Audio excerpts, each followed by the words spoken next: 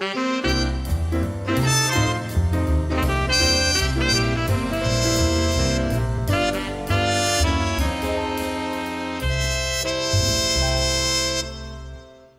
Dark Knight, Ant-Man, Blade Runner 2025, The Suicide Squad, Teacher, Dune, Twin Peaks, Gotham, 12 Monkeys, CSI, all of these have one thing in common. David Dastmalchian. David. Hi. Hi, David. So good to see you. Good to see you. Good to see you. Oh man, I really miss getting to come and hang out with you in person. But thank you for providing this opportunity. It's great to just see your face and hear your voice. Oh my God. Well, you know, like I had mentioned before, this keeps me sane in this crazy time. Yeah, and we as creative people and all people, we have to keep finding ways to keep ourselves sane, serene, healthy, growing, connected. And you know, you're used to how many days a week getting an opportunity to do everything from, you know, theater, games, to performance, to instruction, to coaching, to, you know, and taking text and performing it or communicating is such a huge part of my life and my spiritual well-being and health. So during these last couple of months of quarantine, I've been finding a lot of new ways to try to nurture that and keep that feeling healthy and useful. Hearing you mention all that is so, I shouldn't use the word amazing, because it's something that everybody needs to do. They need to have that balance in their life. If you're an actor, you have to have that spirituality or whatever that is to balance you out, and you do that. I've been working, it's a practice, you know, and I deal and struggle with both anxiety, depression, feelings of insecurity, feelings of nervousness. The world is obviously, there's a lot of really scary things that are going on in the world right now. And I have found that getting exercise first thing in the morning, I put on my mask and I do my walk into a nice light jog, and I try to I have 2 kids, so I try and do stroller, you know, pushing and running. And then I've never been someone who's been a big participant in yoga, but I found that I've eased myself into it during this time, doing 10-minute YouTube videos of yoga every day. Then making the time, as you know, like our creative expression and creative exploration, even more than expression or more than production, just the exploration is such a deep part of people like yourself and I, and I'm sure a lot of the people who are watching this, a part of our lives. And so I've missed that dearly. So I've really dug into the practice of trying to write, and also simple, wonderful activities. I was doing leaderless mirror with my son the other day. That's something you can do with anyone, whether they want to be an actor, whether they're studying the arts or not. And it's the kind of thing like you could do with your sister, your mom, your cousin, your friend, your babysitter. You leaderless mirror, we put on some music, and it went for probably 30 minutes. It was so beautiful, and my imagination was buzzing. We do mindfulness meditation. This is the last one that I think is really great, where you lay down, right, and we imagine sound environments, and we imagine that we're walking through different things, if it's a swamp or walking on the moon, and you let your body, you know, imagine that you're in these different locations, and that you can do all kinds of wonderful, fun things. We came up with all these creatures that we were turning into the other night. And what happens when you do that? Your breath changes, your awareness of your body shifts, you get more connected to yourself. And then when you open your eyes and you come back to the world that's still scary and still in a crazy place right now, you just feel a little more grounded, a little more in your body. And that's been really great for me. Yeah, I mean, even when you were talking about that just now, it was so healing to me. I mean, to picture that. I love meditation. And it's interesting. I was going with my friend Rozzy this whole last year before we were quarantined. And now it's like, okay, put it into use. So, Yeah, this is the time to put into practice and also to try and explore and learn new things. And I know it's hard for anybody that's watching or listening to us. Like, we thrive as human animals on physical interaction and connection. So trying to find a way to do it through things like this is hard, and there's a great big learning curve. mm, But we have to be really kind to ourselves and give ourselves permission to be slow in adjusting, and just remember though to check in and have these positive conversations. I think they're so vital, and we need some positivity, because there is a lot of negativity and a lot of fear and a lot of scary stuff in the world right now. yeah, yeah. Well, one thing you talked about doing during this time is writing. And I know you have written and created your own films like Animals and All Creatures Here Below. Yes, yes. So I started journaling. Was encouraged by a teacher, just writing down feelings and Yeah. thoughts, which then evolved over the years into poetry, lyrics. I started to write short plays when I got very involved in theater and writing scenes, and learning how scene structure worked from the writer's point of view. And as the years went on, I found myself, and I'm an avid reader of fiction, but I really love comic books too, which are a very visual form of storytelling. And I started to study and learn about screenwriting, and I found that a lot of the things that I worry or think or love about in life, writing scripts have been such a wonderful opportunity for me to wrestle with questions, feelings that I have, doubts and things that I want to prove true to myself or that I want to question about myself. And so I wrote the film Animals, which was, a small little indie that we made in Chicago with my dear friend Colin Shifley, who directed it. And it ended up getting to go to film festivals, and we sold the film, which was great. It came out in some theaters. And then I made another film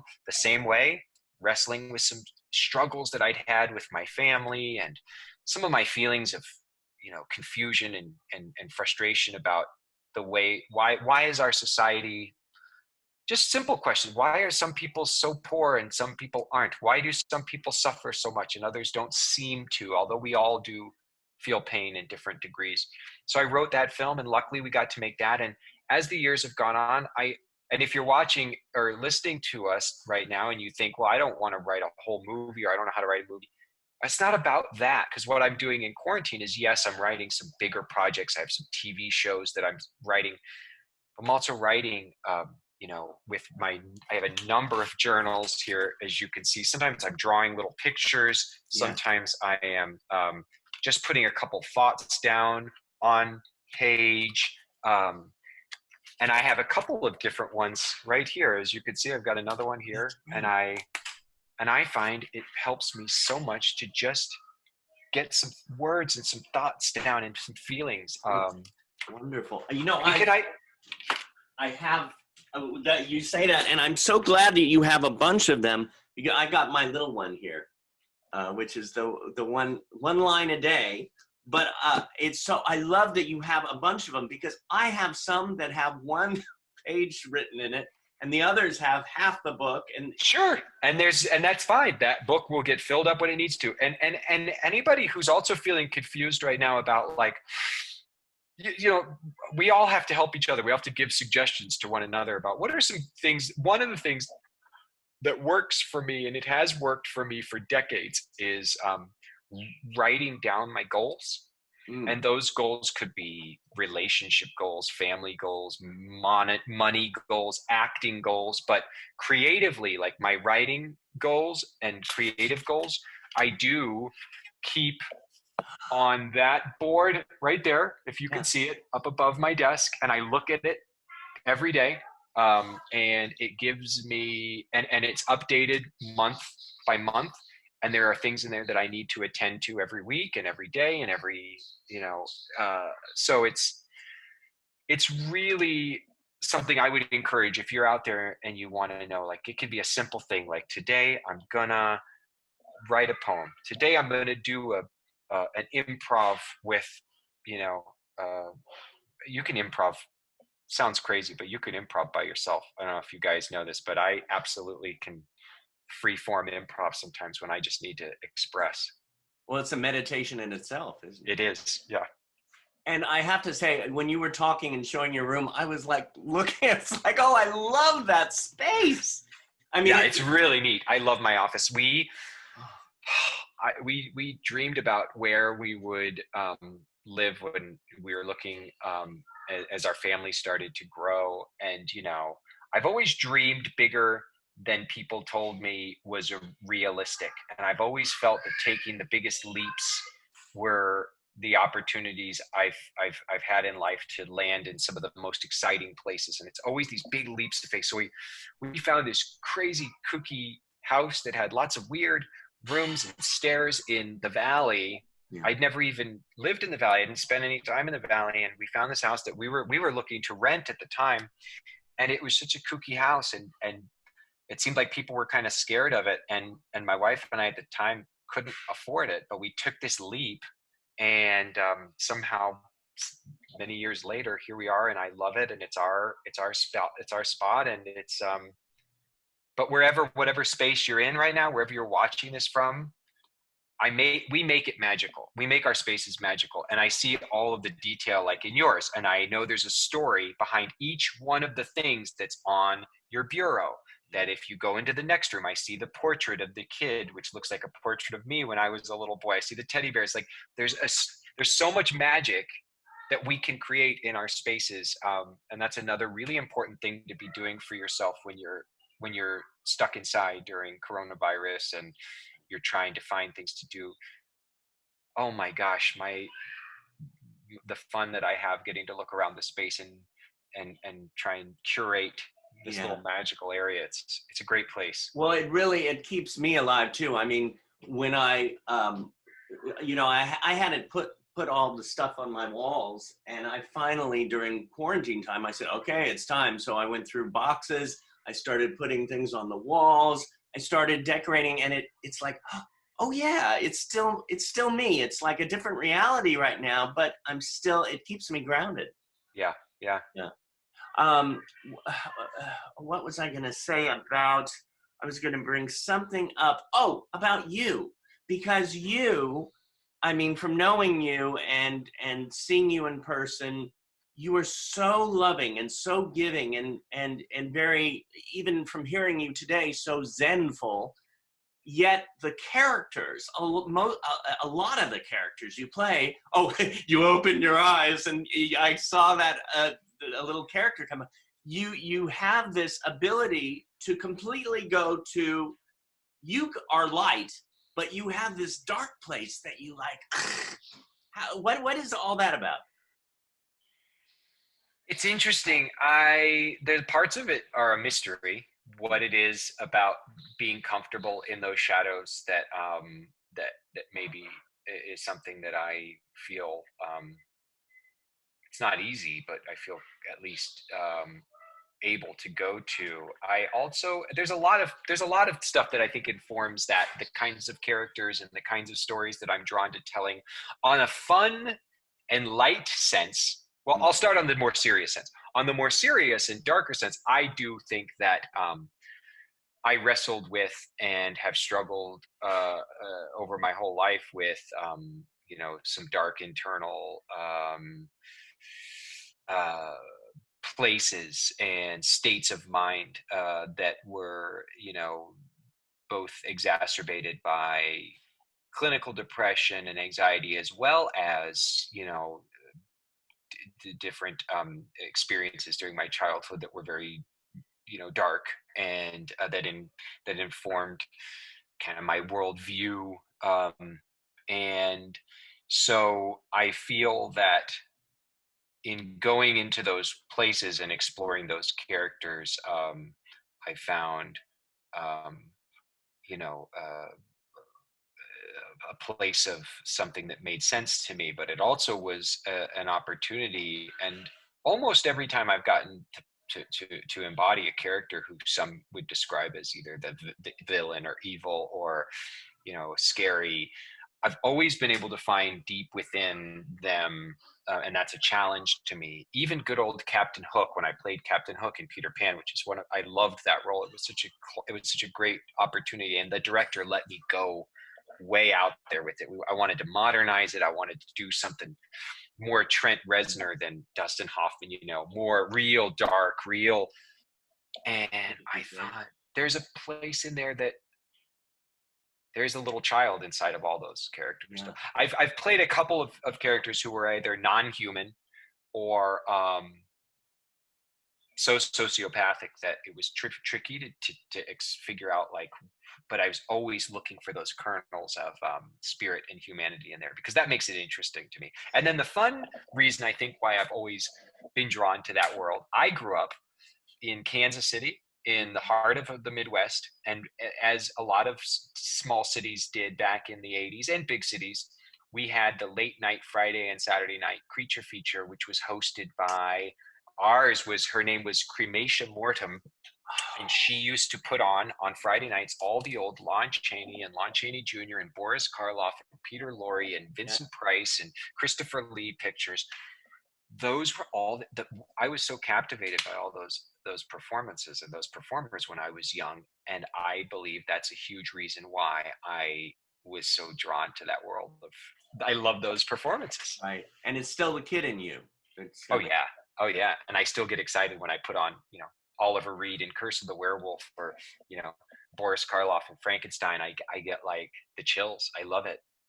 Yeah, it's so important to still have that. Find the kid in you once in a while, if not all the time, every day. You have that. I mean, you have that, like, just gregarious positivity, that energy, that love for the work, that love for life. That if you don't have it in the work, I don't think you're gonna. Nothing can be created, I don't think. Yeah.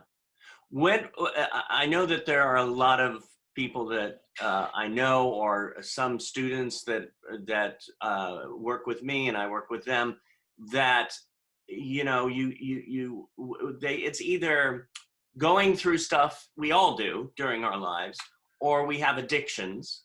Like my addiction, and it might seem silly, but it can be a bad addiction because it can make you sick, is sugar.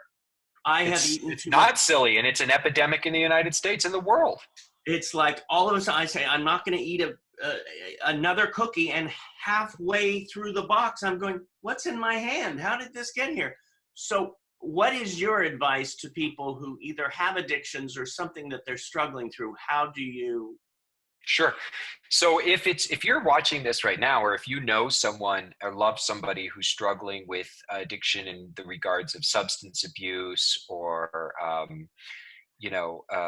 other feelings of unmanageability, and that can be Overeaters Anonymous or sex, love, addiction, and there's great resources for people who feel like their lives have become unmanageable. If you're watching this and you feel like your life has become unmanageable, or someone you love's life has become utterly unmanageable because of an addiction, the power of Google, the free resources that are out there right now, even in the time of coronavirus, which include 12-step and support group meetings that are so useful, and you can log into them at any time of day, and you can log in without your video function, so no one has to see your face. You don't even have to use your real name. You can go in anonymously. That's where I started my journey of recovery, was going to 12-step meetings and learning about the 12-step. Sorry, I have some little ones running around. I learned about the 12 steps that way, and I learned about how to look at the world differently, and how to acknowledge my powerlessness, and to ask for help from a higher power. And a higher power, if you're somebody that is afraid of that phrase and think that means that you have to become religion, it doesn't. A higher power can be so many things, and it can also be the group of support. Your support system is a higher power, so try and look at it that way. Now, someone like, let's say for yourself, or for me now I'm 18 years into being clean and sober and into recovery. I'm not in that emergency crisis zone where I have to get on and go to my meetings all the time because I've found new ways of, thanks to the work I've done, how to live my life. But the struggle with starting to all of a sudden shove an entire box of cookies in my face, or getting a bag of chips while I'm watching Netflix at night, and I'm like, I've eaten this whole chip. I'm telling you, a 5-minute or a 10-minute mindfulness meditation to get your breath right, even at a time that you wouldn't normally do it. Like if you find yourself snack binging or doing some behavior that feels addictive to you, maybe it's the way that you're interacting with social media, or the way you're interacting with the internet, or the way you're interacting with things that you feel like are a little getting out of control. Ironic that I'm going to suggest the internet, but go on YouTube and just search 5-minute or 10-minute mindfulness meditation. There are tons of free resources there. You can find the one that works for you. There's lots of options, some male voices, some female voices, some with music, some without music, some with a spiritual connotation, some without. Doing that, connect to your breath. It's just like you're getting ready to go on stage. All of a sudden, everything shifts. And I promise you, you get more into your conscious brain, and then those cookies, you're able to it's been helpful I'm not saying it's the ultimate solution, but it has been very helpful to me in just then going, I had one and I'm putting it in the closet now. I'm putting it back in the thing. Oh, it just had shifted for a minute. It was very useful. Yeah. What is your biggest joy? Right now, the biggest joy that I have is the sound of Penny and Arlo's laughter. Those are my kids. My kids, when they laugh, that's my biggest joy. But I have a lot of big joys, you guys. I love when people I love the feeling that you get when you feel like people are watching a story unfold, whether it's on stage or in a movie or over, audio book, and people are made to feel a little less alone in their lives. I think that's one of the great goals that I have in my life, is I take so much joy from the idea that I could, in some way through my work, remind people that even as dismal, as isolating, as difficult, as frustrating, and as arduous as life can be sometimes, and unfair, life can just be so unfair, and yet at the same time it's so great to remind people, as the wonderful lyric in High School the Musical says, we're all in this together. It's the truth. It is absolutely the stinking truth. And I think so easy to forget that. And I get a lot of joy when I feel like it's either a part of a story that I'm telling, or I'm just collectively watching a story with other people, that people are reminded that we're not alone. We're together. Right. So true. I'm hoping that even more people start realizing this at this time, who don't know it already, and they start, oh yeah, it's not just about one person, it's about all of us. Yep. I'm going to throw out a name to you and see where it takes you. Great. Mary Rings and the Born to Act Players. Joy. You said joy. What brings me joy? Mary Rings brings me so much joy. The Born to Act Players bring me so much joy, but the Born to Act Players bring me so... Oh my God! Hi,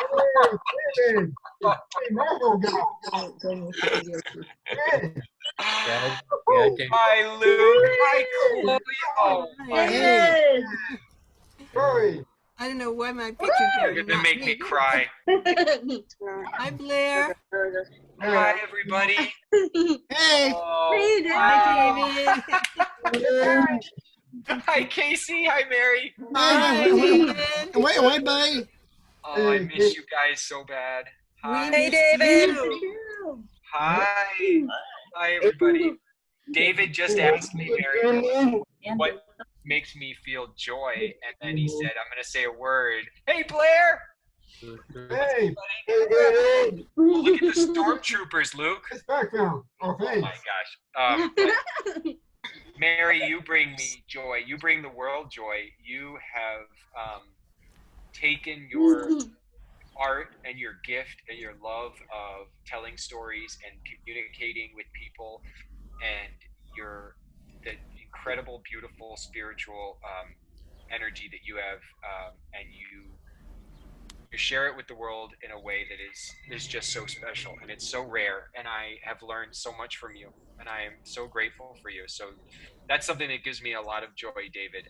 Mary has been running this theater company for going on 3 decades, and she is a gifted actor, performer, creator, director, choreographer, and she has I don't know, created a space and a theater company that I'm so grateful to be a part of.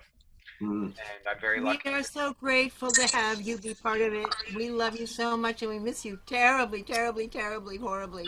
I can't wait for this dumb thing to be over so we can all see each other and hug each other. Yeah. I'd love to join this. David, why don't you join the Zoom classes then? I will come and visit the Zoom class. I would love to. I have I've been meaning to jump in, so I will come in and say hi to you guys on Zoom. I would love that. That would be so fun. Good. I was so hesitant to teach on Zoom. I didn't think it could be wonderful, but it is. It's wonderful. I'm so amazed, you know? That's so great. I What are you know. doing, Chloe? I'm doing great over here. Oh, good. Hi. This is I extremely surprised that you see everybody. It's such a good surprise, David. This is joy for me.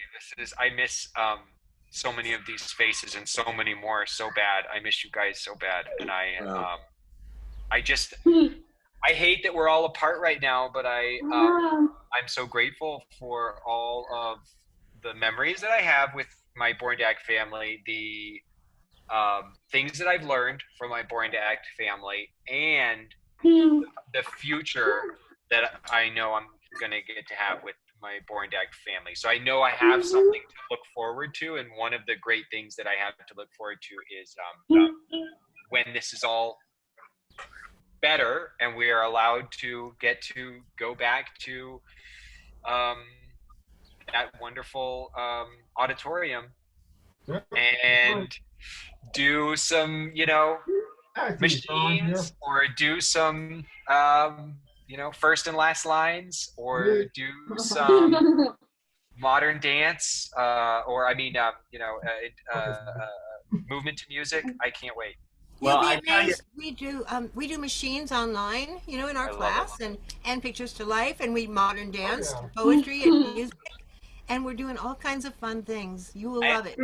I tell you, Mary, if it don't forget wasn't for what's my Mary, line. if it wasn't for Mary Hey, creamy. and you and all of you, I wouldn't, because I was with Born to Act for 10 years, and that she opened the door for me to now where I'm working is performing arts. So it's all, the family is huge. And Mary is the root. She's the tree really is. that did this for the world and has brought so many people together. And I don't get to interact with her juniors very often, but I forget sometimes she not only has this incredible theater company of adults, the Chloe and Luke's and Blair's and Katie's and everybody, that is a part of the grown-ups, but she also works with all these wonderful kids too. Amazing. It's amazing.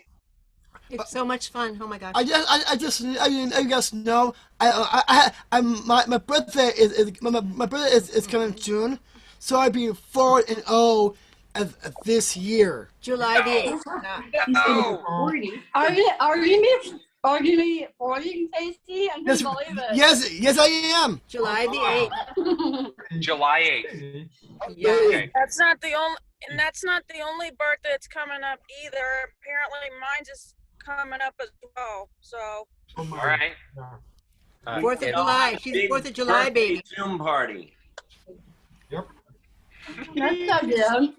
How's Eve and how's Arlo and Everybody is doing good. I was telling David, it's as you know, it's hard for us to all be in quarantine and isolating, and Arlo and Penny love to be physical and they love social interaction, but we Sure. do, we're doing our best and we're staying positive, and we believe that the world will get better. I know that it will. And I'm just, you know, we have our hard days, we have our good days, but we have so much love here, and that, you know how wonderful they are. They're such loving and fun kids, even when they're yelling at each other like they are in the background right now. They're great. They keep me, and Eve, my wife, is my rock. She keeps me, you know, from sinking. Some days it's hard not to sink, and I was just telling David too, I have all these new things that I'm exploring and I've been working with in recent years that have been helpful, including yoga, mindfulness meditation. Yeah. Arlo and I were doing leaderless mirror work the other day, Mary. You would have been so proud of him. We did one where we took the chopsticks and we put the chopstick between our fingers, and you had to be very delicate. You had to keep my finger pushed against one end of the chopstick, his finger pushed against the other, so that you can't push too hard, but you can't. Right. You have to keep the pressure on, and we did a whole exercise, and it was so awesome. How wonderful. That sounds amazing. It sounds fantastic. How old I are see your you, Blair. children? Arlo's now 6, and Penny just turned 3. They both had birthdays since we've been in quarantine. Yeah. So Penny wanted a Frozen birthday, and Arlo wanted she wanted a Pokemon birthday. So we had a Pokemon birthday and we had a Frozen. How Hey, fun. How Blair, fun. Blair, why don't we all pose for a picture and you take Yes, a picture please. of all of us? Yeah. Good, good, good. Come on. Let's see. Back for the picture.